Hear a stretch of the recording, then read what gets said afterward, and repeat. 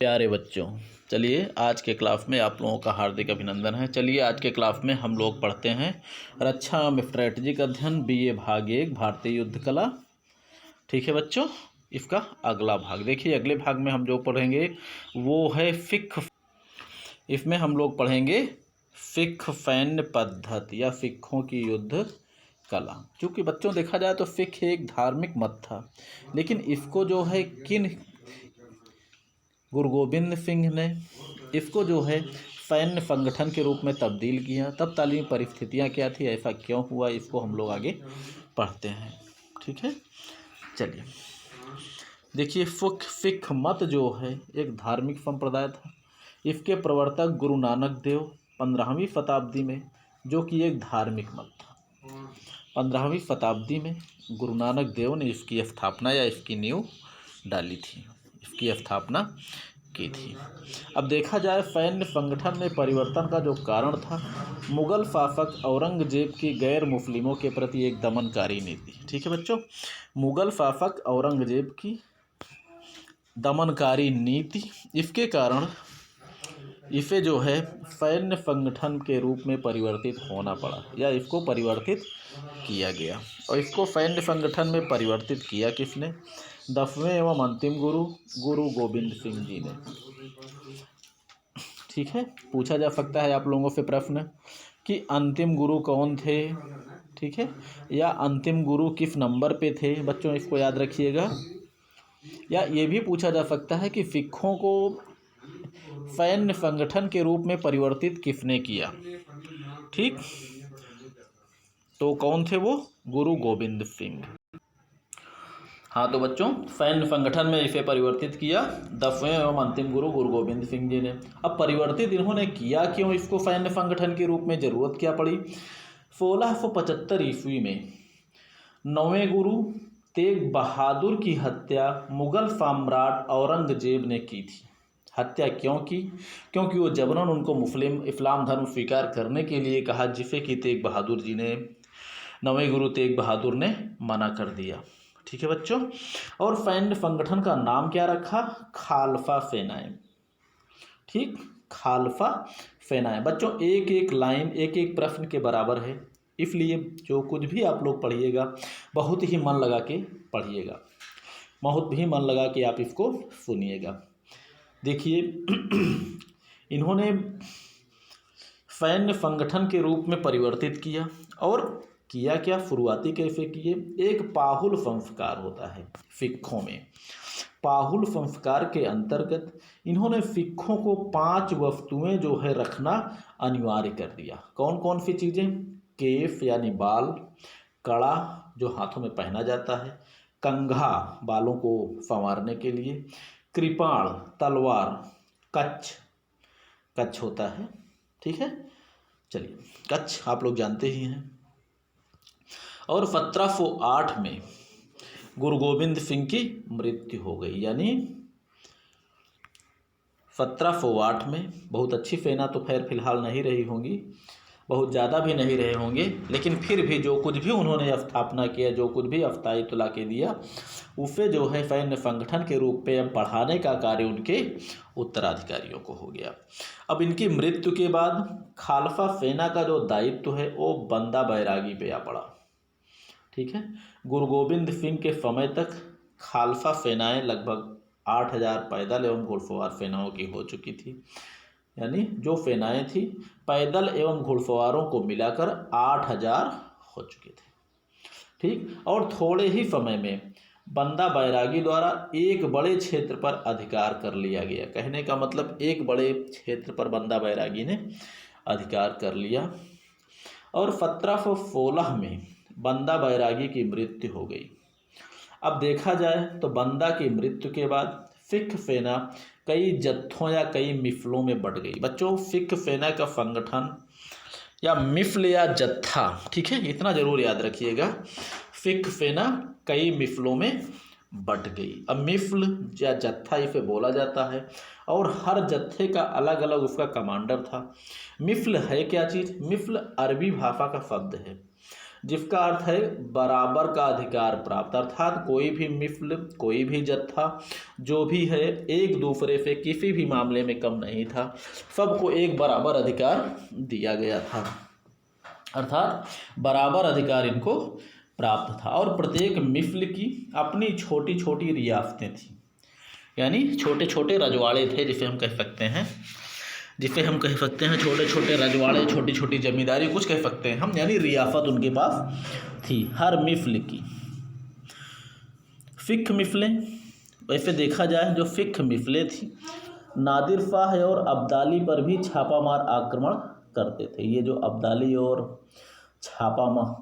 और जो है नादिर शाह जैसे लुटेरे आए थे, फिक्र मिफलें उसमें अपनी जब मराठा साम्राज्य अपनी चरम पे था, तो फिक्र मिफलें उस समय लगभग वही अपनी छोटी अवस्था में थी, या मान के चलिए अपनी बाल्यापन में थी, जो कि शुरुआती था।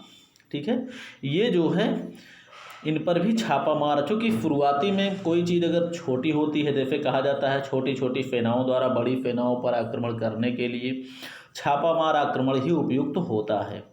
तो उस स्थिति में जब औरंगजेब जैसे राज्य से टकराना हुआ, तो चाहे शिवाजी की ले लीजिए युद्ध कला, चाहे सिखों की युद्ध कला लीजिए, दोनों ने ही जो है छापा मार युद्ध कला का ही प्रयोग किया। ठीक है बच्चों, जहाँ भी आवश्यकता पड़ी, सैन्य संख्या कम होने के कारण इनको छापा मार या गुरिल्ला युद्ध का ही प्रयोग करना पड़ा, या करते थे। सभी सिख सैनिक जो है समान उद्देश्य हेतु युद्ध करते थे, अर्थात उद्देश्य सबका समान होता था। प्रत्येक जत्थे या मिफल का एक सरदार होता था, जिसे जत्थेदार या मिफलदार कहा जाता था, मिफलदार या जत्थेदार। ठीक है बच्चों, 1765 में पंजाब पर अधिकार करके सभी मिफलों ने आपस में बांट लिया। 1765 में सभी मिफलों ने एक होकर पंजाब पर अधिकार किया और आपस में सबने बांट लिया। और उस समय तक जत्थों या मिफलों की कुल संख्या थी बच्चों 12। कितनी थी? 12।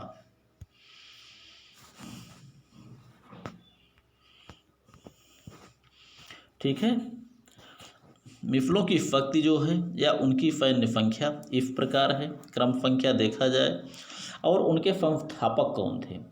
मिफलों के नाम को थे, पहले नंबर पर है मिफलों के नाम, मिफल है भंगी मिफल का नाम है भंगी। इनकी सैन्य शक्ति कुल 10,000 घुड़सवारों की थी। बच्चों ऐसे भी देखा जाए तो छापा मार आक्रमण के लिए केवल घुड़सवार सेना ही उपयुक्त ज़्यादा होती है, इसलिए ज़्यादा मिफलों के पास जो है जो प्रमुख सेना थी वो घुड़सवारों की ही थी। ठीक है, यहाँ पर घुड़सवारों की ही सेना की संख्या दी जा रही है। इसके संस्थापक थे जफा सिंह जाट। ठीक है, भंगी मिफल जिनकी सैन्य शक्ति 10,000 थी, संस्थापक जफा सिंह जाट थे। दूसरे नंबर पर है रामगढ़िया मिफल। रामगढ़िया मिफल की सैन्य संख्या 3,000 घुड़सवारों की थी। इनके संस्थापक थे खुशहाल सिंह जाट। तीसरे नंबर पे है कन्हैया मिफल या कन्हैया जत्था, जिसे कहते हैं जत्था या मिफल, कन्हैया मिफल। इनकी सैन्य संख्या थी 8,000 घुड़सवारों की। इनके संस्थापक थे अमर सिंह। चौथे नंबर पर नक्कई मिफल, इनकी सैन्य शक्ति 2,000 घुड़सवार। इनके संस्थापक थे हीरा सिंह। अगला 5वां नंबर है, 5वीं मिफल का नाम है आहलूवालिया। 5वीं मिफल है आहलूवालिया। कुल सैन्य संख्या इनकी 3,000 घुड़सवारों की है। इनके संस्थापक थे जफ्फा सिंह। 6वें नंबर की मिफल है डालीवाल। इनकी कुल सैन्य संख्या है 7500। ठीक है बच्चों, इनके संस्थापक थे गुलाब सिंह। ठीक, 7वें नंबर पर है निफानिया। 7वें नंबर पर निफानिया। इनकी कुल सैन्य शक्ति 12,000 घुड़सवारों की। इनके संस्थापक थे संत सिंह और मोहर सिंह। 8वें नंबर पर है सिंहपुरिया। इनकी सैन्य संख्या है 2500। इनके संस्थापक थे कपूर सिंह। 9वें नंबर पर है करोड़ सिंघिया। इनकी सैन्य संख्या कुल मिला के है 1200 घुड़सवारों की। इनके जो है संस्थापक थे करोड़ सिंह। 8वें नंबर पर है बच्चों फ़हीद मिफ़्ल, ठीक है, फ़हीद मिफ़्ल। इनकी कुल सैन्य संख्या है 2000। इनके संस्थापक कौन थे? इनके संस्थापक बच्चों देखा जाए तो गोविंद सिंह के झंडे तले अर्थात गोविंद सिंह के अधीन ये इसकी स्थापना की गई थी। और शहीदों की जो संतानें थीं, यानी युद्ध में मारे गए बहादुरों की जो संतानें थीं, उनके नाम पर इनकी स्थापना की गई थी। ऐसा गोविंद सिंह ने किया था। ठीक है बच्चों, चलिए 11 नंबर पे क्या है? अगली मिफ़्ल है फुल्किया।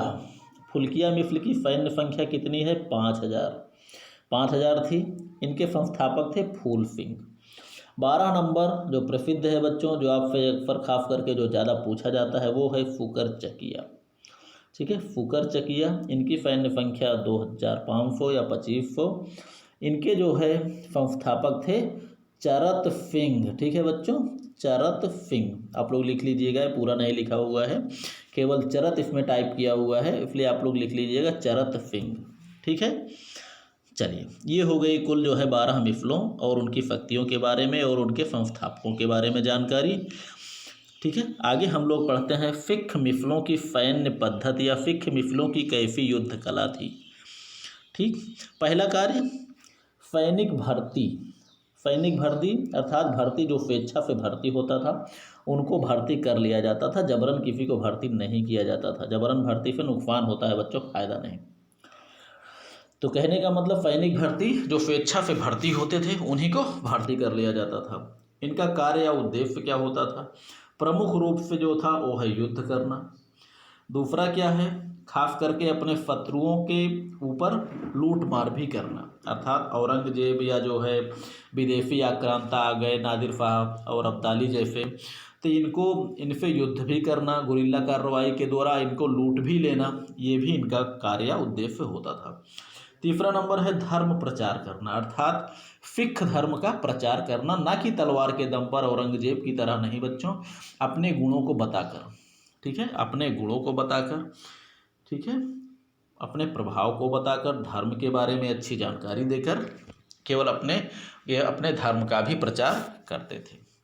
ठीक, अपना प्रभुत्व स्थापित करना, अर्थात बड़े क्षेत्रों पर अपना राज्य या साम्राज्य या प्रभुत्व स्थापित करना।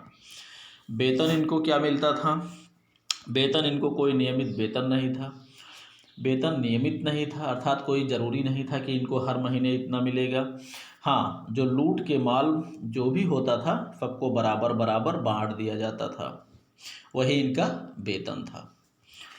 युद्ध लूट का माल मतलब युद्ध में अगर विजय मिलती है तो विजय के बाद जो लूट मार होती है, या कहीं जो है आक्रांता को लूटे, या फिर जो है औरंगजेब जैसे आतताइयों समय कट्टरपंथी को लूटे, उनके खजाने को लूटे, जो भी लूटते थे मान के चलिए उसको आपस में बांट दिया जाता था, वही इनकी पेमेंट थी, वही उनका वेतन था। संगठन जो है, मिफ़्लों की मुख्य सेना जो होती थी वो घुड़सवारों की होती थी बच्चों, चूँकि छापामार युद्ध करना होता है। छापामार युद्ध की रणनीति आपको हम कई बार बता चुके हैं, मारो और भागो, मारो और भागो। तो घुड़सवार सेना ही ऐसी उचित सेना थी जो मार कर भागने में सक्षम थी। ठीक है, और इसके अतिरिक्त कुछ पैदल सेना भी होती थी जो आवश्यकता अनुसार, जैसे राज्य में किलों पर अधिकार करना, जो राज्य के अंदर रखे जाते थे पहरेदारों के रूप में, द्वारपालों के रूप में, और भी अन्य सुरक्षात्मक चीज़ों के रूप में, तो पैदल सेनाओं का भी प्रयोग किया जाता था। और इस समय तक कुल सैन्य संख्या जो थी लगभग 60,000 के 80,000 के बीच में हो चुकी थी। ठीक है बच्चों, और घुड़सवार सेना युद्ध में निर्णायक भूमिका निभाती थी, क्योंकि गुरिल्ला युद्ध लड़ते थे तो उसमें घुड़सवारों का अधिक महत्व होता था। तो जो निर्णायक भूमिका होती थी वो गुरिल्ला युद्ध के लिए जो घुड़सवार सेना होती थी वही जो है निभाती थी। पैदल सेना किलों की सुरक्षा करती थी। ठीक, इनके हथियार क्या होते थे, अस्त्र शस्त्र क्या होते थे? तलवार, बर्छा, बंदूक, धनुष, बाण। ठीक है बच्चों, इनका पहनावा क्या होता था? चुस्त पैजामा और पगड़ी, चुस्त पैजामा और पगड़ी। ठीक है, सरदार क्या पहनते थे? जंजीर नुमा कवच धारण करते थे। जो सरदार होते थे वो बिल्कुल जो है मराठों की तरह जंजीर नुमा कवच धारण करते थे। पहनावे में बच्चों चुस्त पैजामा, पगड़ी और यहाँ पर इस कमीज भी पहनते थे, ये कुर्ता होता था। चलिए, कुर्ता पैजामा और पगड़ी इतना होता था इनका। और सुरक्षा के लिए जो अस्त्रों, जो सुरक्षात्मक जो हथियारों का प्रयोग किया जाता था वो है सिरस्त्राण, अर्थात सिर पे चोट से बचने के लिए लोहे का टोप, वक्षस्त्राण, सीने पर पहनने के लिए लोहे की प्लेटें, और अन्य सुरक्षा प्लेटों का ये प्रयोग करते थे अन्य स्थानों पर, सिर, पेट, पीठ, दाएं बाएं, ठीक है, हाथों में कुछ प्लेटों को पहना जाता था। ठीक, चलिए, इनकी युद्ध कला बच्चों क्या होती थी? युद्ध कला जो होती थी इनकी छापा मार या गुरिल्ला युद्ध। आपको छापा मार या गुरिल्ला युद्ध, ये शिवाजी की ही युद्ध कला को इन्होंने अपनाया था, क्योंकि कम सैनिकों के साथ बड़ी सेनाओं से टकराने के लिए गुरिल्ला या छापामार युद्ध के अतिरिक्त और कोई भी तरीका है ही नहीं। कहने का मतलब अचानक आक्रमण करके चारों ओर भाग जाना, अचानक आक्रमण करके भाग जाना, वही मारो और भागो। समर तंत्र में क्या था, अर्थात युद्ध कला में क्या क्या प्रयोग करते थे? छल, बल, कपट, धोखा, आश्चर्यचकित करना और गतिशीलता। बच्चों ये जो है छापामार या गुरिल्ला युद्ध का समर तंत्र है, गुरिल्ला युद्ध की युद्ध कला की एक टेक्निक है। छल, बल, कपट, धोखा, आश्चर्यचकित करना। बच्चों आज के समय में देखा जाए तो चीन जो है, आधुनिक चीन का निर्माता जो है, आधुनिक चीन के निर्माता माओ त्से-तुंग, जिन्हें आधुनिक गुरिल्ला युद्ध का जनक भी कहा जाता है, तो चीन की भी युद्ध कला में गुरिल्ला युद्ध ही समाया हुआ है। इसलिए बच्चों जो भी आक्रमण करता है, चाहे भारत पर हो, भारत को बता के नहीं, अचानक आक्रमण करता है बगैर बताए, पीठ पीछे घात लगाकर, कहने का मतलब भैया भैया, भाई भाई का नारा देकर, हिंदी चीनी भाई भाई का नारा देकर वो भाई की ही पीठ पे छुरा मारता है। तो बच्चों वही चीज़ें हैं जो कि गुरिल्ला युद्ध की भी एक ये समर तंत्र है, एक रणनीति है। आश्चर्यचकित व्यक्ति तभी होगा जब उस कार्य को किया जाए जिसकी संभावना ना हो। तो ना वही है, भाई भाई को पीठ पर छुरा मारे तो इसकी संभावना नहीं होती, तो आश्चर्यचकित हो जाएंगे जो लोग देखेंगे। गतिशीलता इसका प्रमुख तत्व है। अगला, घुड़सवार सैनिक घोड़े की पीठ पर बैठकर धनुष बाण चलाने में कुशल थे। ठीक है बच्चों, फिलहाल ये तकनीक पुरानी हो चुकी थी, जबकि इसका प्रयोग जो है अच्छी टेक्निक जो लेके शुरुआत में जो कुशलता, जो जहाँ पर ये अचूक निशाने की बात हुई, जब वो आघात समर तंत्र 1192 में मोहम्मद गोरी लेकर आया था पृथ्वीराज से लड़ने के लिए, उसी समय, ठीक है, तब से जो है आज तक तो टेक्नोलॉजी और भी अच्छी हो गई थी, धनुष बाण और भी चलाने में कुशलता प्राप्त कर चुके थे। चलिए आगे बढ़ते हैं हम लोग। टैक्स या कर देखिए, सिख जो है धन की पूर्ति के लिए पड़ोसी राज्यों से कर मांगते थे। ठीक है बच्चों, जिसको जीत लेते थे, जीतने के बाद उनको छोड़ देते थे और उनसे जो है हमेशा उनसे हर मासिक वार्षिक जो भी है उनको टैक्स लेते थे, जिससे क्या कहा जाता है बच्चों? राखी। बच्चों अत्यंत ही महत्वपूर्ण, ये 1 नंबर के प्रश्नों में, जैसे राम मनोहर लोहिया में जो क्या बोलते हैं ऑब्जेक्टिव पेपर होना है, इसमें 1 नंबर के प्रश्नों के लिए अत्यंत महत्वपूर्ण प्रश्न। अर्थात बच्चों इतना ध्यान दीजिएगा, जो सिखों का कर है उसे राखी कहते हैं। ठीक है, सिखों के कर को राखी कहते हैं, और मराठों के कर को क्या कहा जाता है? चौथ। इसमें डिस्टर्ब मत होइएगा आप लोग। मराठे जो टैक्स लेते थे, जो कर लेते थे अन्य राज्यों से, उसे कहते हैं चौथ, और जो ये सिख जो कर लेते हैं उनको क्या नाम होता था? राखी। ठीक, चलिए, यदि जो है राजा धन देने से इनकार करते थे तो सिख उन पर आक्रमण करके पशुओं तथा वहाँ के निवासियों को बंदी बना लेते थे और धन मिल जाने पर उन्हें छोड़ देते थे। ठीक है बच्चों, कहने का मतलब कर, सिखों का कर, इतना जरूर याद रखिएगा कि सिख जो टैक्स लेते थे उसे राखी कहा जाता है, मराठे जो टैक्स लेते थे उनको चौथ कहा जाता है। अगर राजा धन देने से इनकार करते थे तो सिख उन पर आक्रमण करके उनके निवासियों को बंदी बना लेते थे और जानवरों को भी बंदी बना लेते थे। अब बाद में मजबूर होकर टैक्स तो देना ही पड़ेगा, जब टैक्स दे देते थे तो सबको छोड़ देते थे। ठीक है बच्चों, चलिए वीडियो लंबा हो जाएगा, बाकी आगे आप लोगों को हम अगले वीडियो में आपको पढ़ाते हैं। तब तक के लिए आप लोग आराम से आप लोग पढ़िए।